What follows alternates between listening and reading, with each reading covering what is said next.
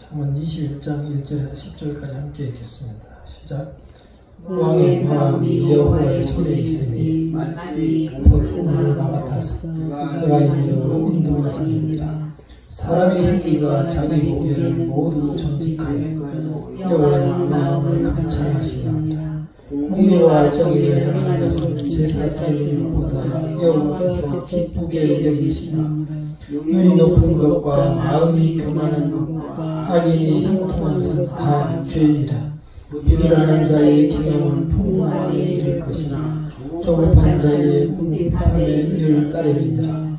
속이는 말로 재물을 모으는 것은 죽음을 구하는 것이라. 곧 불려다니는 안개니라. 악인의 강포는 자기를 소멸하나니 이는 정의를 행하기 싫어함이니라. 죄를 크게 범한 자의 길은 심히 구부러지고 깨끗한 자의 길은 곧으니라.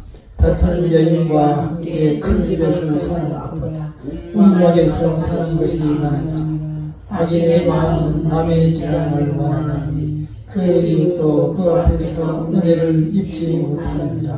아멘. 오늘은 1절과 2절 말씀을 중심으로 은혜를 나누고자 합니다.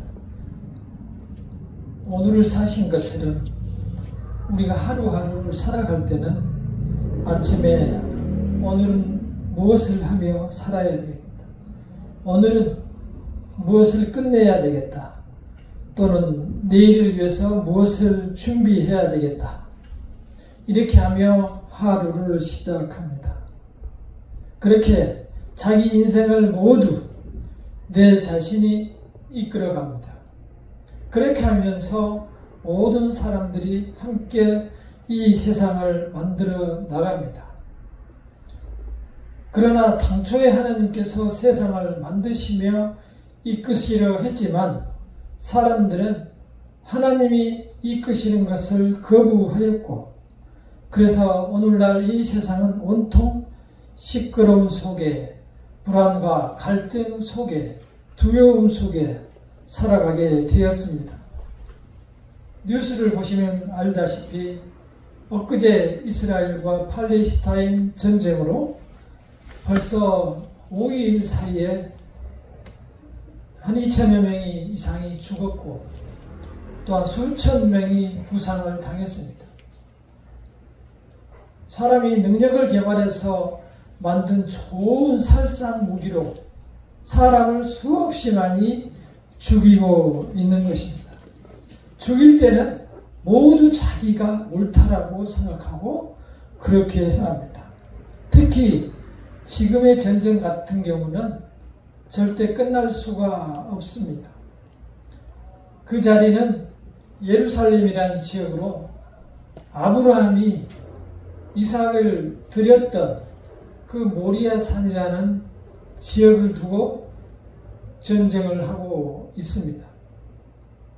그래서 세 개의 종교, 이슬람교와 유대교, 기독교가 모두 그것을 성지로 하고 있습니다.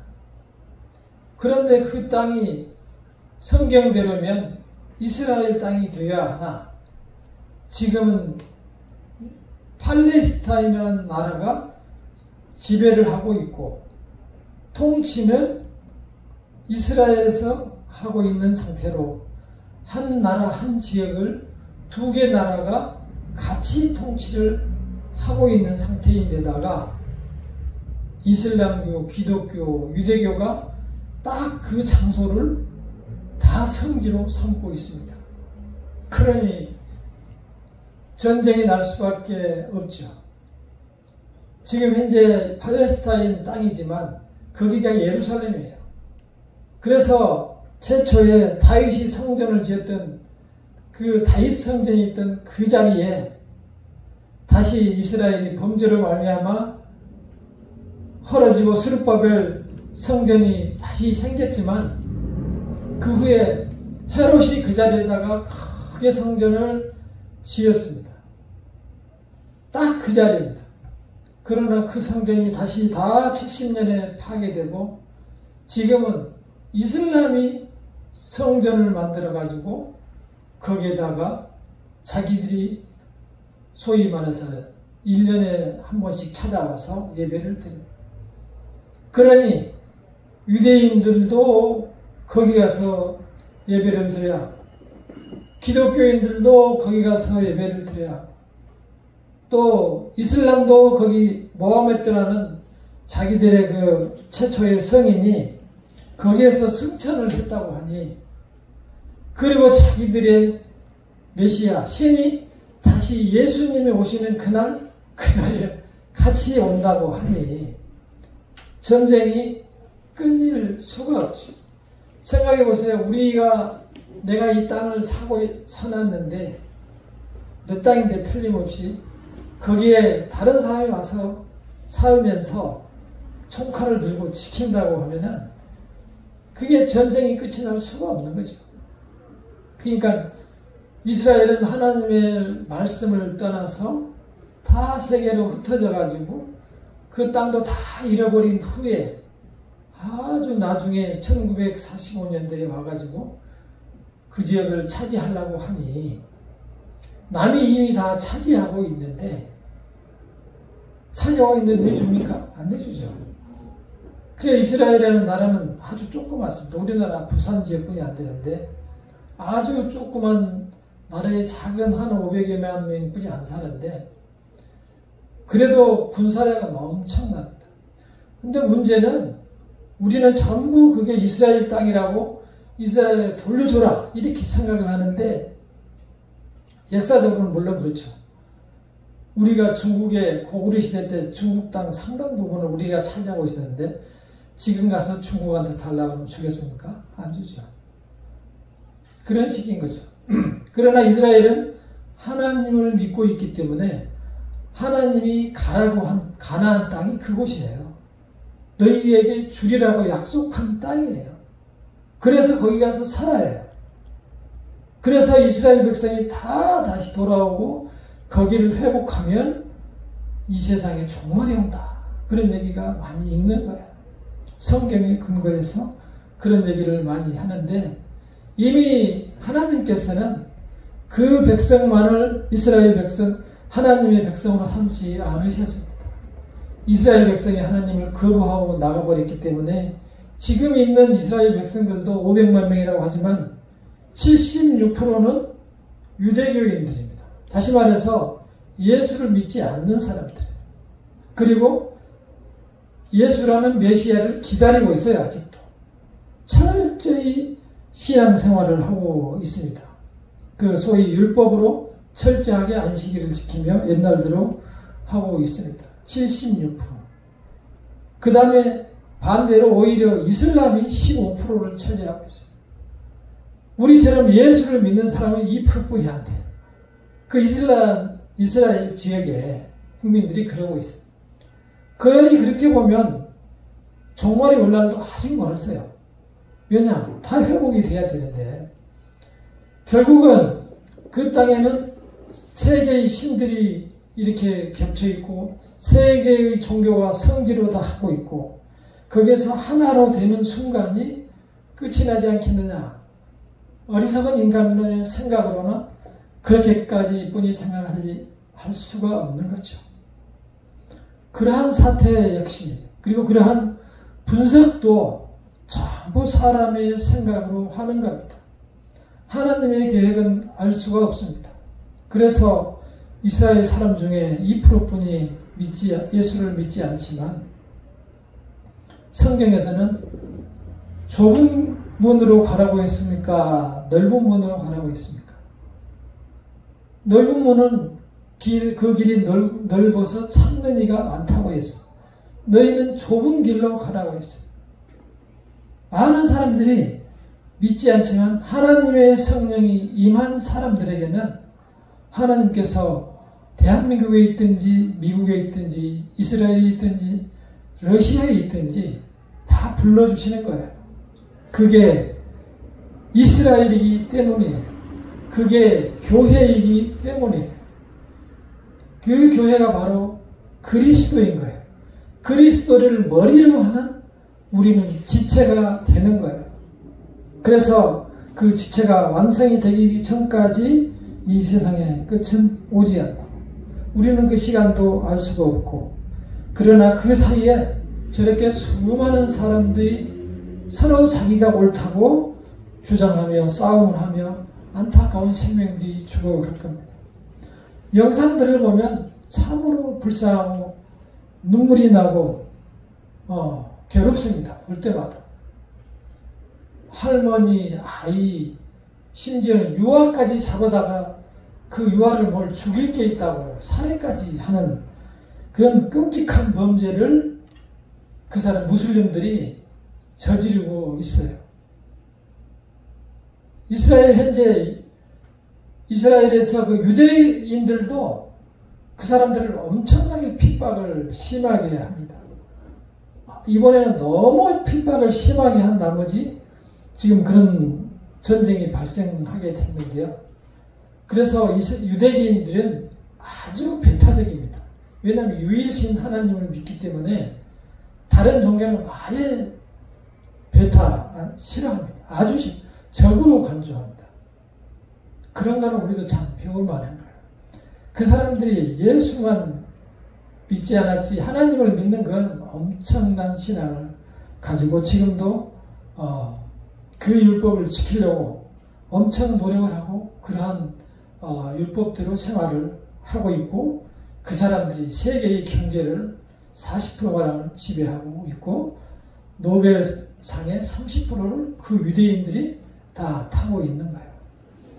작지만 엄청 강한 하나님의 백성들입니다. 오늘 1절에 보면은 1절을 함께 읽어보겠습니다. 시작. 왕의 마음이 여호와의 손에 있으니 마치 본물과 같아서 그가 힘으로 인도하시는 거다. 왕의 마음을 하나님께서 인도하신다. 근데 본물과 같이 인도한다. 어떻게 하는 거죠? 본물 아시죠? 옛날에 농사 질 때 보면은 실개천을 다 막아서 이렇게 본물을 만듭니다. 본물을 만들어서 이 논에다가 더 넣거나 저 논에다가 넣거나 할 때는 그 물을 타서 물기를 어디로 주냐에 따라서 그 물이 이제 물길이 가는 거죠. 그 물길을 어디로 보내느냐는 본물을 어디로 보내느냐는 그 농민의 마음이에요. 예수께서 세상을 다스리는 그 왕의 마음을 이렇게 자기 마음대로 움직인다는 거예요.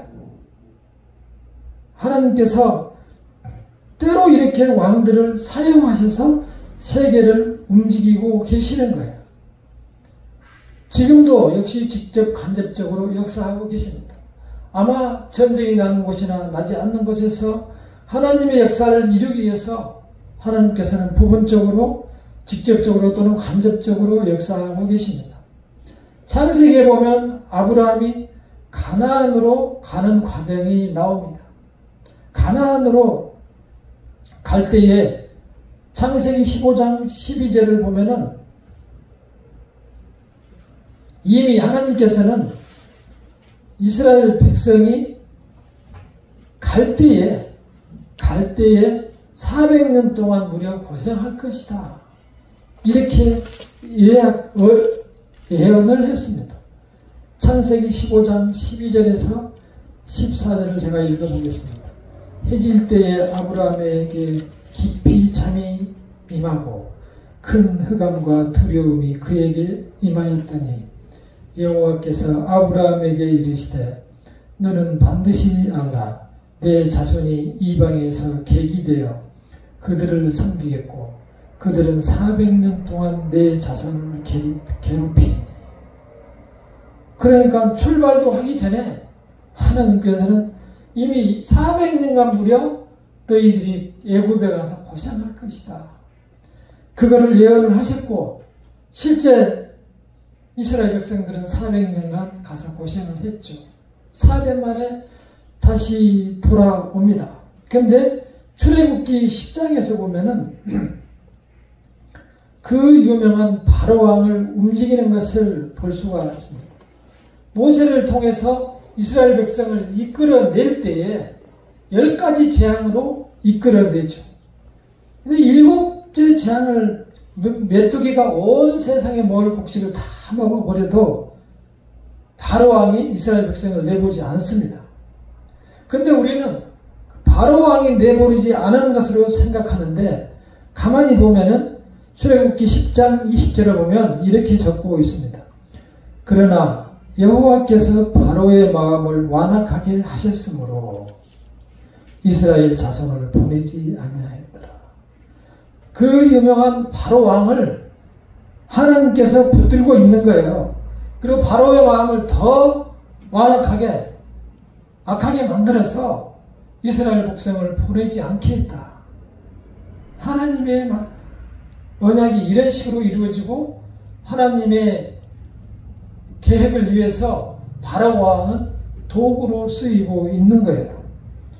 그래서 결국 400년 이상을 채우기 위해서 10장 20절에서 10번째 재앙을 봐도 11장 10절에 10번째 재앙을 봐도 모세와 아론이 이 모든 기적을 바로 앞에서 행하였으나 여호와께서 바로의 마음을 완악하게 하셨으므로 그가 이스라엘 자손을 그 나라에서 보내지 아니하셨더라. 그러니까 바로 왕은 불쌍한 사람이에요. 하나님의 도구로 사용이 됐던 거예요. 바로 왕을 통해서 하나님께서 역사를 이끌고 계신다. 그리고 그 큰 애굽의 백성들 그리고 이스라엘 백성들이 다 하나님이 하시는 일을 보게 만드는 거예요. 그래서 하나님의 위대하심을 보고 깨닫게 만드는 것이. 이게 바로 하나님께서 왕을 동물처럼 이용하시는 겁니다. 결국 바로 왕은 하나님의 손에 의해서 도구로 쓰임을 받아 이렇게 하나님의 일을 이루게 되는 것입니다. 이러한 이야기가 다니엘서 2장에도 나옵니다. 다니엘서 2장 17절과 18절을 제가 읽어드리겠습니다.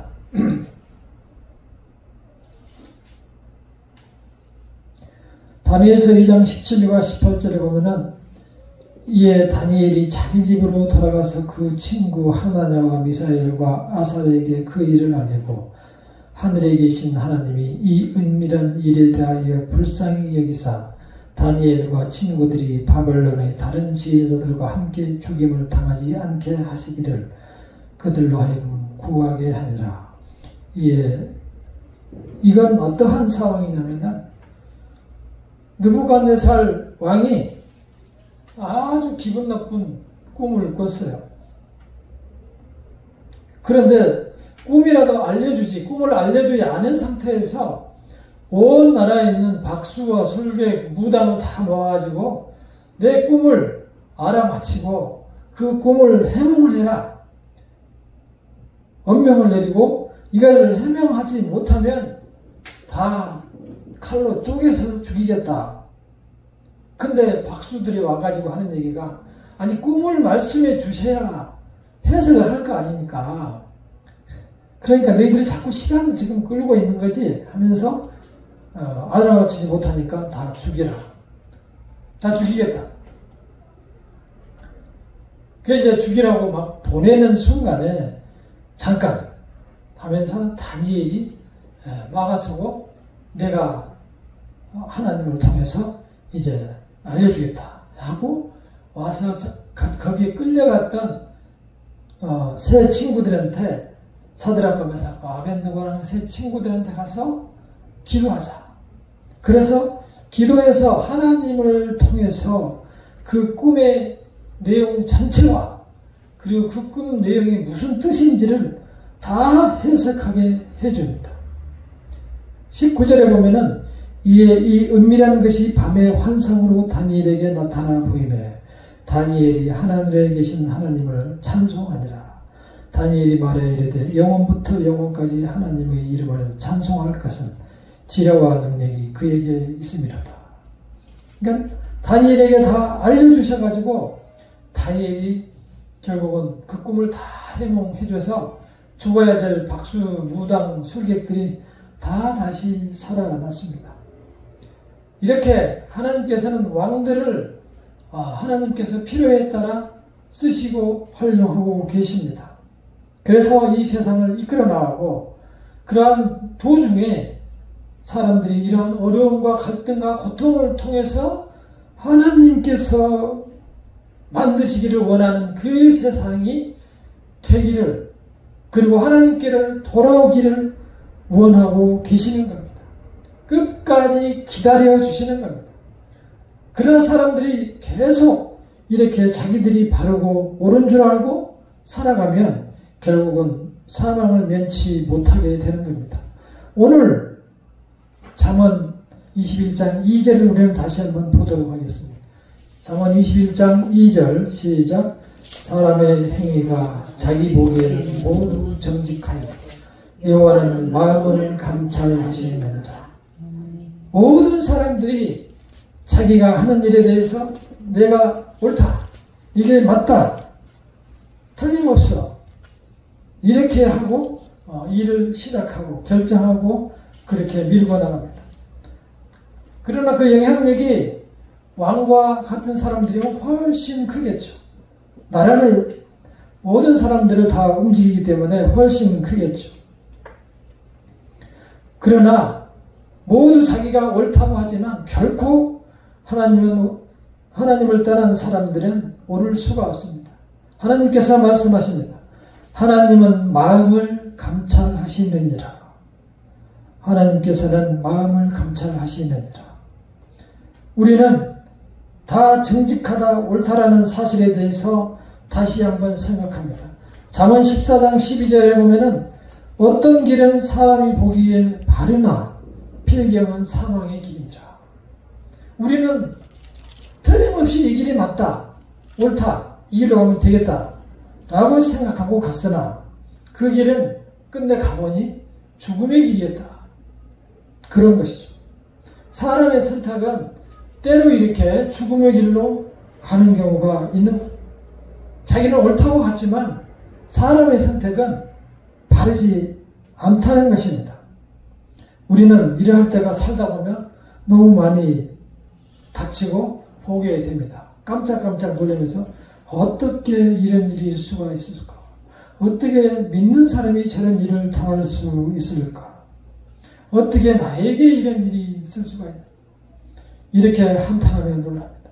사실 그런 거는 우리는 더 깊이 생각해야 되는 것은 우리로 하여금 실패하고 좌절하게 하는 것이 우리 자신에게 더 이로울 때가 있고 또 하나님께 더 큰 영광이 되기 때문에 그러한 길을 수도 있습니다. 지금의 내가 때로 실패라고 생각되고 또는 지금의 내가 이렇게 어렵고 가난하고 힘들고 그러한 곤란한 세상을 살아간다는 것을 하나님께 원망할지 모르지만 우리의 미래와 내일을 다 아시는 하나님께서 우리를 생각하시고 그 길로 인도하셨을지도 모릅니다. 만약에 우리가 우리의 욕망이 원하는 대로 전부 해결돼서 모든 것이 내 뜻대로 다 성공되고 완성돼서 그 길로 갔다면 우리의 끝은 어떻게 되었을까요? 아마 이 자리에 있지 않을지도 몰라요. 그리고 세상에서 더 즐기며 아니면은 즐기다가 이미 갔을지도 모르죠. 하나님께서는 우리의 필요를 따라 하나님의 백성은 그러한 어떠한 어려움 속에서도 하나님에게로 내 자신을 끌어간다는 사실을 아셔야 합니다.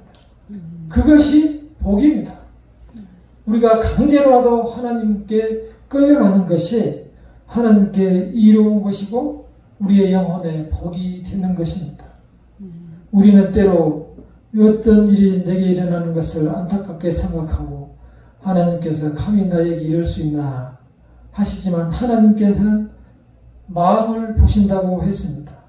사람이 마음으로 계획을 할지라도 그 걸음을 인도하신 이는 여호와시니라.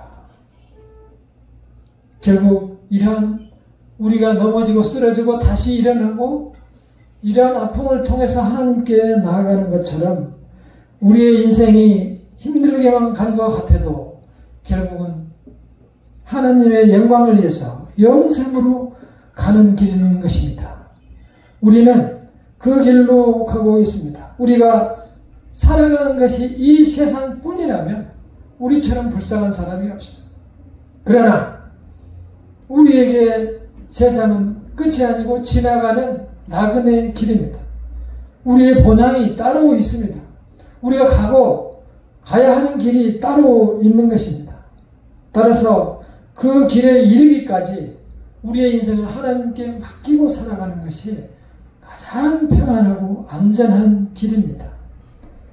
오늘의 말씀처럼 사람이 다 자기가 생각하는 것이 옳다라고 생각하지만 결국은 끝은 사망인 경우도 있다는 것을 기억해야 합니다. 그래서 예레미야 17장 9절에 보면 만물보다 거짓되고 심히 부패한 것은 사람의 마음이라 라고 했습니다. 우리 자신이 확실하다, 자신만만하다, 정의롭다 이러한 것이라 할지라도 우리가 그 길을 갈 때 하나님을 바라보고 하나님 제가 이 길을 갑니다. 함께 하여 주시옵소서. 하나님께 맡기고 가면 우리는 반드시 성공한 길로 갈 수 있을 것입니다. 우리에게 주어진 길은 이 길을 뿐입니다. 우리에게 주어진 이 길을 살아가면서 때로 어둡고 괴롭고 내일을 알 수 없는 캄캄한 상황이 올지라도 하나님의 손을 잡고 가시면 안심할 수 있습니다. 지금 평안한 삶을 살고 있는 것입니다. 전쟁으로 포탄이 날아다니는 나라가 많고 하루아침에 일어나니 집이 없어지고 또한 자녀와 남편과 모두 뿔뿔이 흩어지고 유혈이 낭자한 전쟁이 계속되고 있는 세상 반대편에 우리는 살고 있습니다. 안타깝습니다. 그들을 위해서 기도하고 하나님의 노함을 빨리 끝내달라고 하나님께 기도하고 하나님의 평안을 달라고 기도하며 많은 사람들이 하나님께 빨리 돌아가는 것만이 길이라는 사실은 우리들이 알려주어야 합니다. 그것이 서로가 살고 하나님께서 기뻐하시는 길입니다. 주님을 의지할 때 오직 우리에게 평안이 있을 수 있습니다. 우리는 마지막으로 하박국 선지자의 고백을 듣고 마치도록 하겠습니다. 성경 하박국 3장 17절에서 19절을 함께 읽어보도록 하겠습니다. 성경 하박국 3장 하박국 3장 1304페이지입니다. 하박국 3장 17절에서 19절입니다. 하박국 3장 1305페이지 1305페이지 하박국 3장 17절에서 19절 시작. 비록 무화과 나무가 무성하지 못하며 포도나무에 열매가 없으며 감람나무에 소출이 없으며 밭에 먹을 것이 없으며 우리의 양이 없으며 외양 안에 소가 없을지라도 나는 여호와로 말미암아 즐거워하며 나의 구원의 하나님으로 말미암아 기뻐하리로다. 주 여호와는 나의 힘이시라. 나의 발을 사슴과 함께 하사 나를 나의 높은 곳으로 다니게 하시리로다. 아멘. 세상에 있는 모든 조건이 비록 부족하고 우리 길에 차지 않을지라도 우리는 여호와로 말미암아 즐거워할 수 있어야 합니다. 그분이 나의 구원자이시기 때문입니다. 그분이 나의 힘이 되시기 때문입니다. 우리가 그분에게로 내 마음을 맡기고 내 삶을 드리고 그분에게로 가는 순간에 나의 발을 사슴과 같이 가볍게 만들어. 사슴이 잘 뛰어다니잖아. 산임을 잘 뛰어다니. 사슴과 같이 하고 나를 높은 곳으로 다니게 하신 겁니다. 낮은 곳이 아닌 높은 곳에서 안전하고 편안하게 먹을 것도 풍부하게 다니게 하신다는 것입니다. 문제는 우리가 그러한 마음을 갖느냐 못 갖느냐, 그러한 신앙을 갖느냐 못 갖느냐가 우리에게 맡겨져 있는 것입니다. 앞에서 읽었던 무화과 나무와 무성하지 못해 세상에 가진 것을 남들이 다 가졌다고, 가졌으나 나는 갖지 못했다고 그것을 인하여 실망하고 좌절하고 낙심하며 세상에서 우울하게 살아가는 것보다도 하나님께, 나는 하나님의 자녀라는 사실을 알고 나의 어깨를 하나님께 기대고 하나님께 의지하며 살아갈 때에 나는 여호와를 말하며 즐겁게 살 수 있는 것입니다. 우리는 내일을 알 수가 없습니다. 그리고 우리가 끝도 알 수 없습니다. 주어진 나날을 기쁨으로 승리하고 또 하나님을 의지하며 승리하는 삶을 살아가시기를 간절히 기도합니다.